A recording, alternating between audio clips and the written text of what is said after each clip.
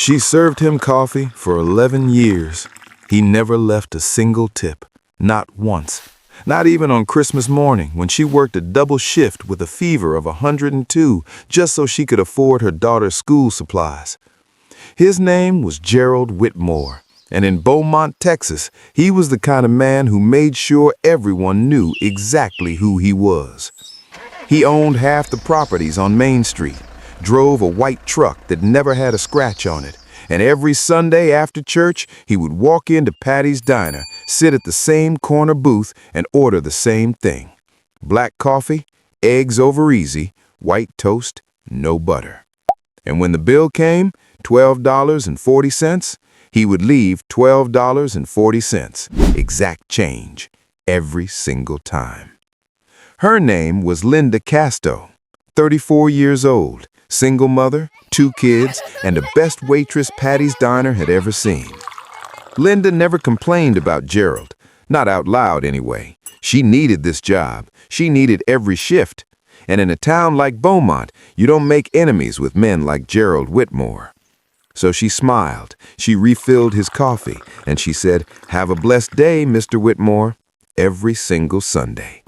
And every single Sunday, he walked out without looking back. But one Tuesday afternoon in October, everything changed. Linda was clearing tables near the back when Gerald walked in. Not on a Sunday, not at his usual time. He was on his phone, speaking low, thinking no one was listening.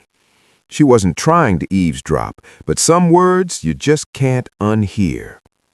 He was talking to someone about a property deal, a building, the old Miller building on 4th Street, the one that had been empty for 2 years.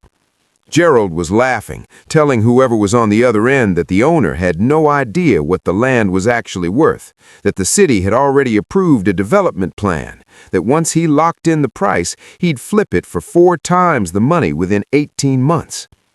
Linda stood completely still, because the owner of the Miller building was old Ray Miller, a 71-year-old man who had come into the diner just last week, worried about his bills, talking about how relieved he was that someone finally wanted to buy his building, how Gerald Whitmore had been so kind to offer him a fair price. A fair price.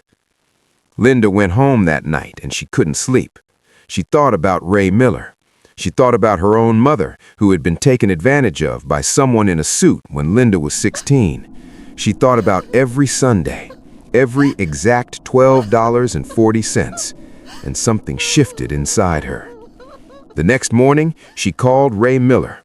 She didn't tell him everything. She just asked one question. Had he gotten a second opinion on the property value? Ray went quiet. He hadn't. 2 weeks later, Ray Miller had a real estate attorney. The actual land value came back at 3 times what Gerald had offered. Ray sold to a different buyer, a developer from Houston, who turned it into a small business plaza. Gerald Whitmore lost the deal of his life, and he never knew why. 3 years passed.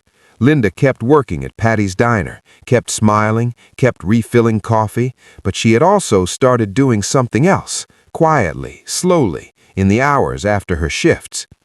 She had started saving and learning, taking a small business course online at night after her kids were in bed, talking to the owner of the diner, old Patty herself, who was getting tired and had started mentioning more than once that she didn't know what she was going to do with the place when she retired. In the spring of that 4th year, Patty offered Linda the diner. Not a gift, a real deal, owner financing, small monthly payments, built on trust and 11 years of Linda never calling in sick, never stealing, and never letting a customer leave unhappy. Linda signed the papers on a Thursday morning. She cried in her car for 20 minutes. Then she went inside and made coffee. 6 months later, Gerald Whitmore walked in. Same corner booth, same order. Black coffee, eggs over easy, white toast, no butter. He didn't notice the new sign above the register. He didn't notice that Patty wasn't behind the counter anymore. Linda brought his order herself.